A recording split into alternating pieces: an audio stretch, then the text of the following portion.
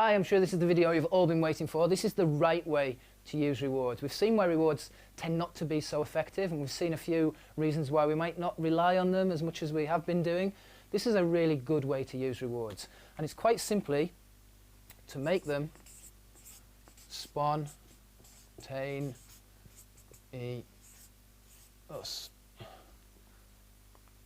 What I mean by that is, let me tell you a story.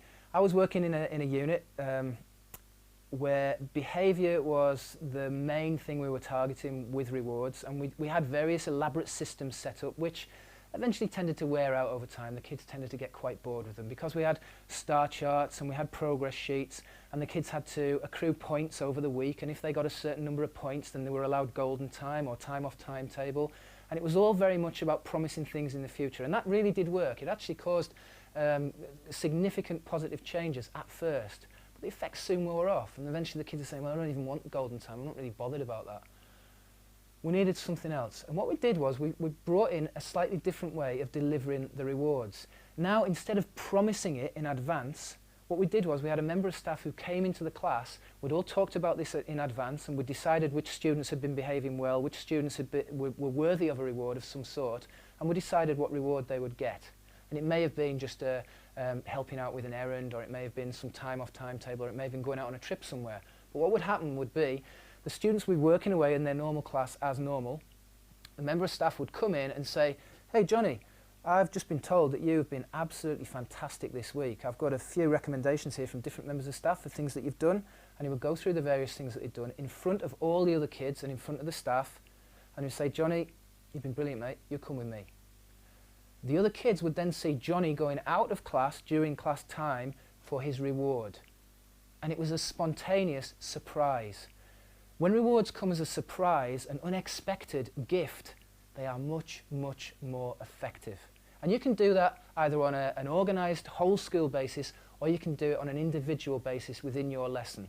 These are some ways of giving quick, spontaneous surprise rewards. Okay, first off, we've got quick individual rewards. I'll go through a few of them. First one, time. Kids love time to themselves, whether it be free time on the computer, or getting out slightly earlier, or a little bit extra time at break. Time is a great one to give them. A cup of tea. A cup of tea is a really special reward, and to brew up for a kid and let them have a cup of tea in front of everyone else because they've been extra special that lesson, they really appreciate that. I realise that these aren't going to fit in all lessons with all teachers. I realise your approach may be different, but just go with the ideas because there are some that you can adapt to your own classroom. A game. Games always work, whether it's a board game, whether it's one of the technological games, or whether it's just something on a computer rather than a handheld. Snacks. Healthy snacks tend to work better now in schools rather than sweets and things. I've got a whole sheet of quick individual rewards in the resource section for you. Some ideas are really only applicable to younger students, but some are applicable for secondary students as well. Special awards and trophies. Now, the idea behind special awards and trophies is that you have a kind of ceremony when you give them a special award. You make it a fun thing to do. We could have a certificate, which we tend to give out in classrooms anyway, all the time. Okay, kids are used to getting certificates, they're used to getting merit marks, so we need to make this slightly different to make it appeal to them. So rather than just a certificate for the most improved student this week or the most improved student today, what about a little trophy, one of those fake plastic Oscars, you know, that they can take home? It costs pence, but you can make that into a really good ceremony at the end of the week or the end of the month. You can have a special awards ceremony. Mr. or Mrs. Motivator, you've got one student who really has been helping out with other students, trying to get them into the work, working in the cooperative group work sessions and really helping his team succeed. They could have a Mr. Motivator award. That could be a plastic thumbs up, it could be a special certificate, again it could be the Oscar type reward. Early finisher award, it could be a whistle or a stopwatch. Any kind of fun, tangible gift that they can take away, but it needs to cost next to nothing. I mean, a plastic stopwatch can cost pence, a little tiny wristwatch thing. Work-related rewards, rather than just holding the work up in front of everyone, rather than sticking it on the wall as normal or sending it to a senior member of staff, they're all valid, they all work, they're all good, but what about posting the work home, actually sending it home in a special envelope, a copy of the work that student's done with a special letter from you saying why this work's been so good? Isn't that going to make a difference when that goes home and that kid sees that going home to their parents? They're going to get a lot of praise when they get home. Or rather than just putting the work on the wall, why not put it on your blog, or if you've got a special website set up for your kids, which we advocate later on in the series. Or what about a wall of fame? We used to have a special wall in our classroom with fake brickwork on and big gold letters. This is the wall of fame. And your work has to be ultra special to get up on the wall of fame. And it's only there for a week, but anybody who gets their work up there, very privileged place. You've obviously worked very hard.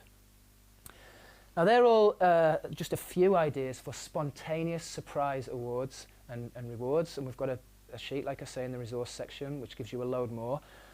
There's one which I've not come to yet, and that is the student's favourite. We've surveyed students countless times and asked them what type of reward they would prefer if they'd done something really good. Would it be having their work sent to a senior teacher, having some free time on the computer, having a whatever, tangible rewards? What would they want? And almost every time, not quite every time, but almost every time, it is contact with home that they want. And that's even in the circumstances where you see a kid and you think they're getting no support at home whatsoever, their parents just aren't interested in them at all. It's surprising how much that student wants positive words, positive feedback going back to their parents or carers or guardians. And that could be a very simple letter, a very simple note. It could be something that you've got a template on a laptop and you just click send. It could be an email, it could be a text. It's one of the most preferred methods of communication now. Or it could just be a phone call home, just 30 seconds or a few minutes, just to say, listen, Johnny's been absolutely brilliant today. This is what he's done. This is why we're so pleased. Please tell him that we called. They want a call home. They want contact with home, so let's give them that. Now, one of the special reports that you'll see in the special report area is concerned purely with the idea of contacting parents on a more regular basis and getting the parents on board, the real hard-to-reach parents who you tend to not get much support from. Okay? There we go. Thank you.